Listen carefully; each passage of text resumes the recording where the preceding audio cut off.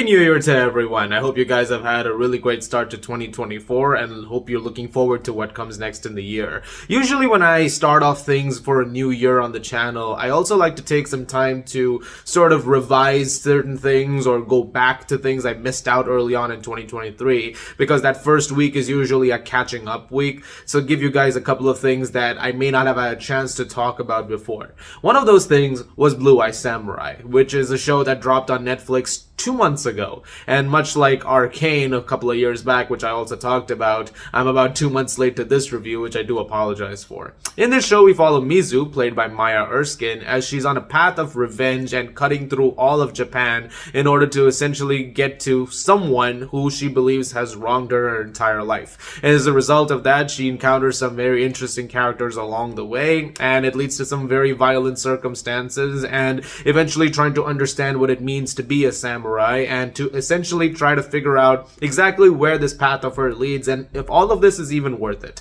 This is a show that I heard a little bit about when it was about to be released on Netflix. I heard who was making the show, I heard about the fact that it was this gorgeous animated palette, and I couldn't wait to see it. But then November, December, as you guys probably knew, was bombarded with stuff. And so some of those things unfortunately got lost in the mix, so I couldn't get to this show in time. But I decided to catch up on it right now during the holiday season and to essentially give it a shot and see what it has to offer. And I'm very glad I did, because Blue Eye Samurai is, next to stuff like Arcane and Castlevania, as one of the best Netflix animation shows ever made. This show is gorgeous. I don't have a single major issue with this entire thing. I saw all 8 episodes of it, pretty much all of them at once. I don't think I've been hooked with a show like this in quite a bit, and it is one of the more phenomenal accomplishments on the service, and I'm so glad it has been renewed for a season 2 because I'm looking forward to seeing where the story of Mizu goes, which is wonderfully crafted. As I already mentioned, the animation is staggering, and it absolutely is. Every frame is a painting. The show definitely wears its references on its sleeve. You'll have things referenced from Seven Samurai to Kill Bill to all kinds of different things sort of sprinkled in there, and all of those references are pretty cool. In fact, Kill Bill more than once, because you'll even hear Battle Without Honor or Humanity by Tomoyasu Hotei play at one point, and it's just fantastic because of course that's in here. But there are a few action sequences that really mirror that as well, particularly one in episode 6, which has been deemed as probably the best one of the entire season. That's a oneer sequence of sorts, and it's wonderfully crafted. I mean, the animation over here is staggering, truly next level stuff, and major props to everyone involved in bringing this to life in the best way possible. The voice acting is no joke either, from actors like Maya Erskine, who you might know from Pen 15, to Brenda Song, to Kenneth Branagh. Everybody does a fantastic job over here, and also a very heartfelt job. Like, it's one of those things where voice acting, oftentimes whenever you hear like, oh, the performance is really good in voice acting, it always gets this like, but it's voice acting, anyone can do that.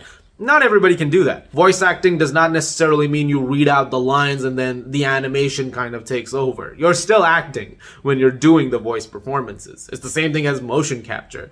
And I feel like sometimes when it comes to animation, that factor can be lost. So it's always nice to see a show which honors that to the best degree, and it manages to convey that in the best way possible when you're watching something like Blue Eye Samurai. The performances from Erskine and co are very heartfelt, they're very emotionally charged, and you feel that emotion come through on the screen perfectly, coupled with that amazing animation. I already mentioned the action sequences are great, and they really are. I know I said episode 6 is a showstopper, but really all of them are great.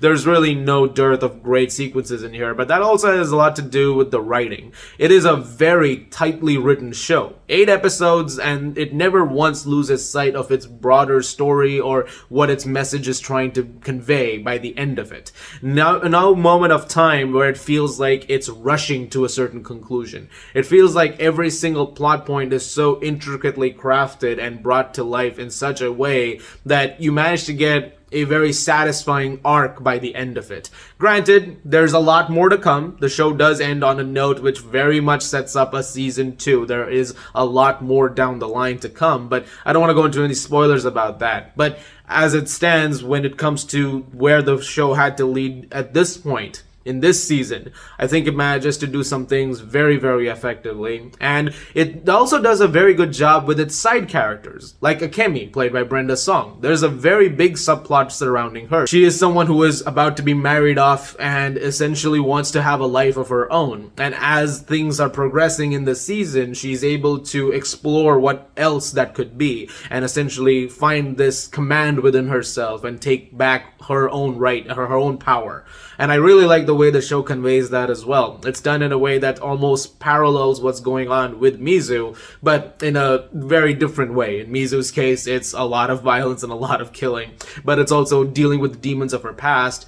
And in the case of Akemi, you get something which is moving forward. You also get a really great subplot with a guy named Taigen, who is a samurai who is after Mizu, but then eventually the two of them have some common ground they start to work off of, or lack thereof at times, and their entire connection becomes a little bit interesting as well. Factoring in a lot of the themes and the commentary around Japan at the time also, the show is also very interesting in that sense. There are times where you will have Mizu's character have to deal with certain things in a different way, because the idea of a lady samurai is already a very crazy idea. So having to hide that is also something that becomes a huge factor of the show, because anyone who would know that would probably, not realize the kind of threat that she can be. But she is this demon force, and what she's able to do throughout the entire season is nothing short of remarkable. I would honestly just stop right there talking about the rest of it, because I know it's been out for 2 months, but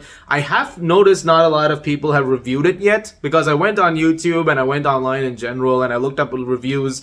There are reviews, but not as many as you'd think, and a lot of them are coming up right now because people are just about getting to the show.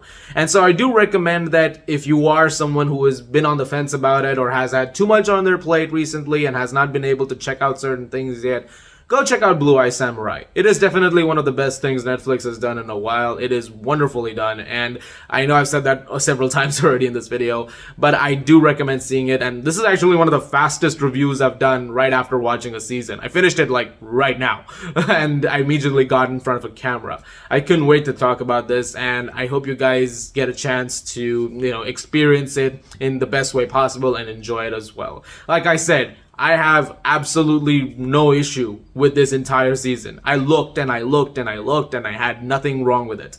And it ranks up there with stuff like I already said, like Arcane and Castlevania, as one of the best things. And very similar to those two shows, I'm gonna give Blue Eye Samurai Season 1 an A+.